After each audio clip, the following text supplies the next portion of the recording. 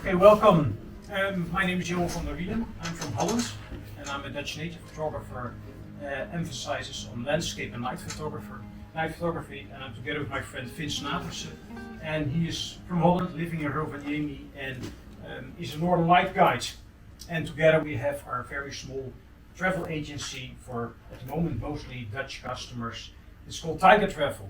Well, we are asked to squeeze things in, and actually we already squeezed our 2-hour presentation into 20 minutes, so it will be kind of hassle to make it even shorter. We'll try. Okay, there was one moment that the two of us thought, well, we both like Northern Light, we both like photography, and we both like travel with customers. But the thing is, Northern Light it can be very spectacular, it can be very beautiful, and you want to bring people out to make this beautiful and spectacular and bombastic pictures. But in the end, actually, to be on the right spot, on the right place, on the right moment, there's a lot of knowledge involved.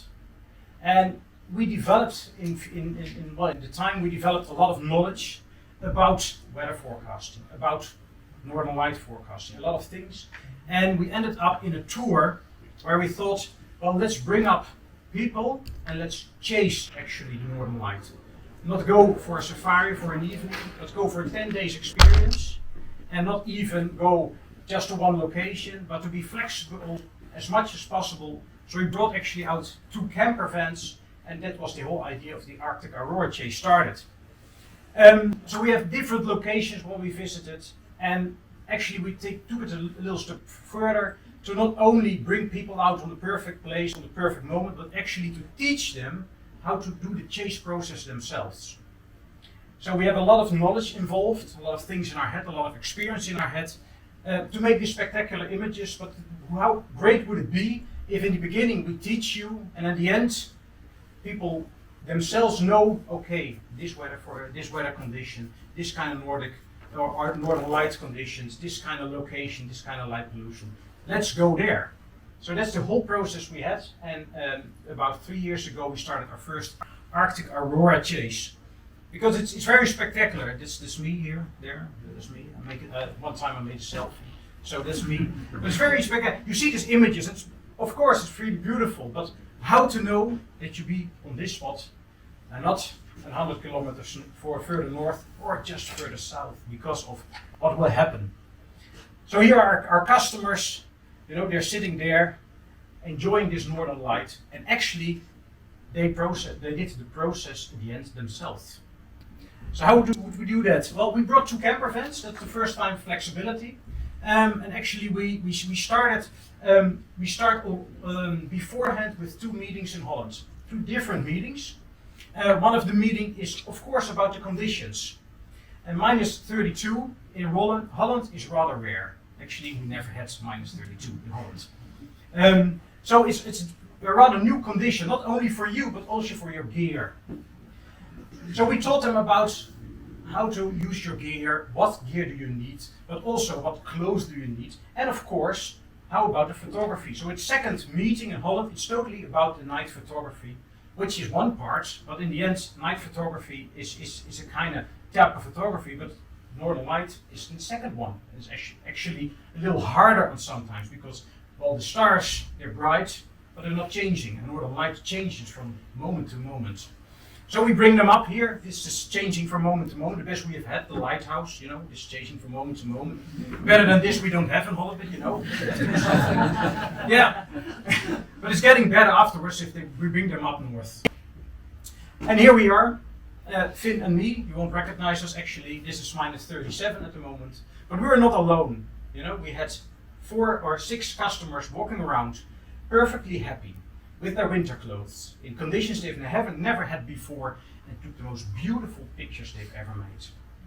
And then we arrive actually in Finland, so I'll take over from here.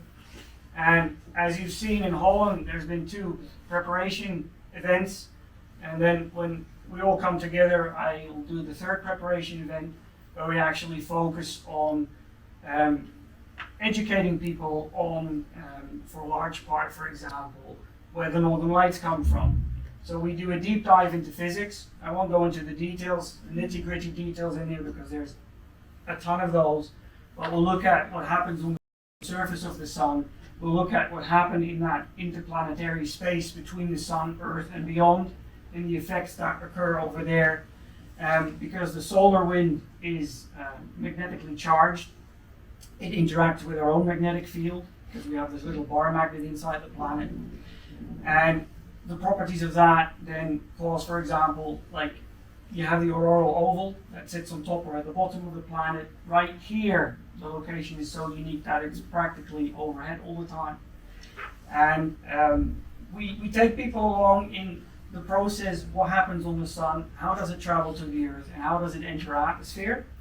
And once it enters the upper atmosphere, we get somewhat into the atoms and the molecules and how they actually interact with creating the color and the physics behind that. Because you need to know the physics behind it later on in order to be able to interpret the numbers that you're dealing with. Because we eventually, and we'll show that, we pull information in from NASA live, and knowing the physics behind it will actually allow you to interpret the numbers more correctly. After the physics, we get more familiar terrain for most people, and terrain-wise, we're in northern Scandinavia, high above the Arctic Circle, and the two lines that you see here are distances from the geomagnetic North Pole. That's the point where our magnet is anchored, so to speak, and where the auroral oval actually sits around. Based on how fast the solar wind is blowing, that oval will actually stretch south. When at midnight, the yellow line at the top, that's the point where you usually have the northern lights overhead. If the solar wind starts blowing faster, that oval will actually stretch further south, and you'll end up at the orange line where you can have them also overhead. But it determines, the location where you are determines for a large part how high up on the horizon they actually appear. So that's important knowledge that we teach our people so we can make an estimate. This is the forecast with the numbers. Which area should we actually visit? And we're limited by the roads that are provided by us. It's a very rough, these are roads that are drivable with a camper. There are a few smaller roads, but the conditions can be very tricky, and you can get stuck pretty nicely. You need a snowplow to get out. Been there, done that. Been there, done that. And with customers, that brings a whole different set of challenges along as well. Yep. It's good that you have some extra hands to help push in case you need to get out somewhere. Yeah. And if you look at your positioning, in here we're in Palastuntri, which was roughly under the orange line, which means you're relatively far away from that magnetic North Pole. And on a decent night, you get the northern lights really nicely dancing above the hills. But you also have enough space in your composition for the stars, for trees, and because they're a little lower on the horizon, reflections work a little easier. So it creates a certain type of pictures that you can create with it. Because if you go further north and you get them wide overhead, it's incredibly spectacular, but they become more of something that complements the landscape to something that is your main topic. So that brings a different set of things along of how you need to think and how you want to picture it. And of course, the landscape itself is important as well, because you want to look for certain features in the landscape. You want a swamp, you want mountains. In this case, you're looking for example, open water in the middle of winter in Lapland, which is kind of hard because everything's frozen up. So you start looking for rapids that have the correct orientation, because the wish was to have northern lights reflecting in open water in a snowy setting. So then when you put the pieces together, this is the result of that search. From there on out, you need to start thinking, how much light do we have in the upper atmosphere? Because the darker it is, the more visible the northern lights will be. Because they can be very bright, like we've seen yesterday and the day before over here. It's pretty crazy. You can see all the colors with your naked eye. But you need to keep in mind that natural light sources in the night, being the moon is a very big one, as well as the sunset. because once the sun gets behind the horizon, it'll stay light for quite long, and it'll take time for the northern lights to shine through. So we use this application, for example, to estimate where's the sun, when is it going to set, when are the twilight changes, when are the shifts, when can you start to see the first planets and the first stars on the night sky, and that in relation to how bright we think the northern lights are going to be. That's important as well. Moonlight is a very, very big factor in here, because if you have a small moon, it's fantastic to light up your landscape.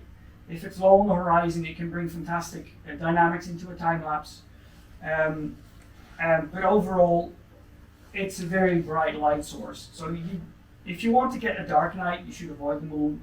But sometimes you can, for example, here you have moonlight on the mountains, and you still have the twilight of day in the distance, and you get the northern lights above it. But you need a decent amount of activity for them to kind of shine through and be high enough on the horizon. And if you look at moonlight, for example, this is a very powerful one, because you get the moon in the image, but you also have an immensely powerful show. So it's a puzzle piece that you need to take into account when you start chasing as well. So one of the things we do with the Aurora Chase, the moonlight, or the moon basically determines the week that we pick. So we look at when there's no moon or very little moon, and that's when we go, because we have the darkest sky. But not only the moon is lighting the landscape, our own human activity is lighting the landscape a lot, actually.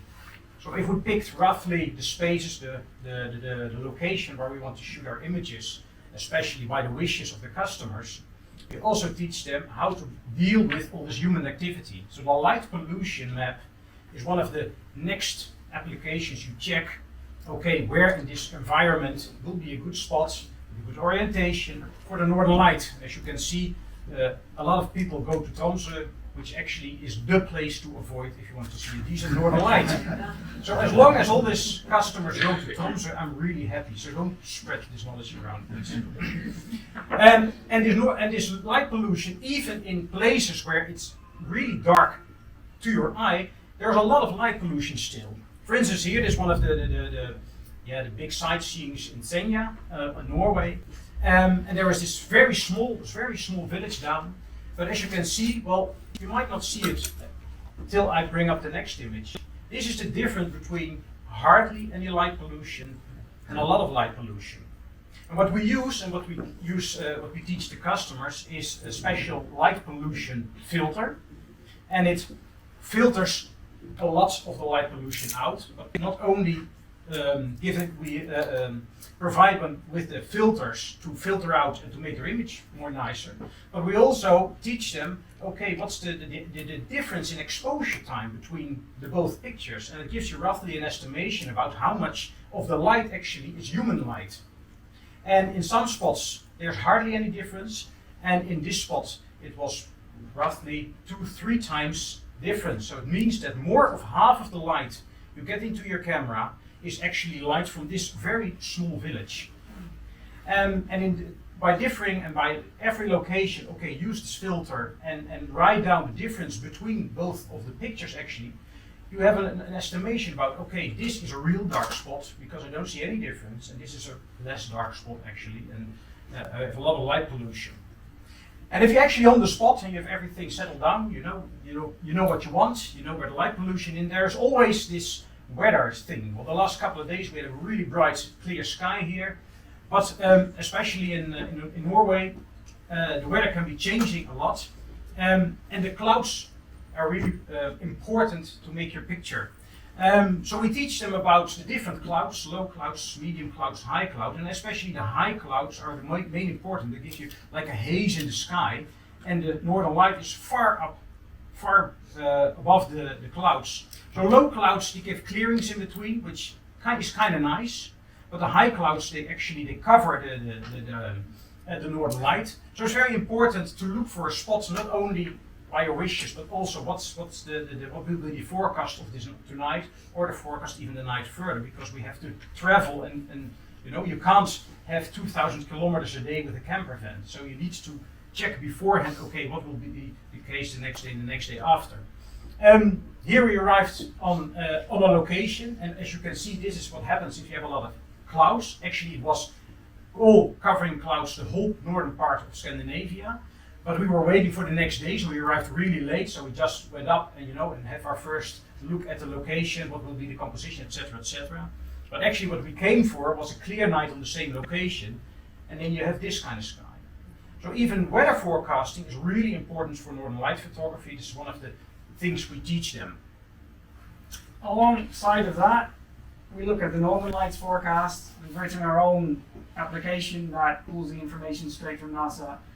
You pick your own location, which gets the time zone set correctly, and it contains a basic KP forecast, but from experience, that's not the number to look at. You actually want to look at the raw satellite information to be able to make a good interpretation of that. We teach our customers that, and that's where the physics really comes into play, where they will then be able to start figuring out, like, okay, we've got this wind speed, that's the magnetic component, this many particles, it's going to be a good show, or it's going to start early. That's another thing that you can kind of derive from this. And we take them along in that. Additionally to this, it's made in such a way that it's easy to check on your phone in the dark, and it won't mess your eyesight up. Contains information about the twilights, moons, and all those things. Condensed information into one spot. And it really allows you to be outside at the right time, because northern light sometimes comes in waves. You can see that on the app, so you know when to have a coffee break and warm up inside the camper again. Yeah, I'll skip the time lapse, or I'll leave it. Part of this is also knowing where to position yourself, so that you kind of know on the horizon where they're going to appear. So over here they kind of come in eventually at the bottom of it.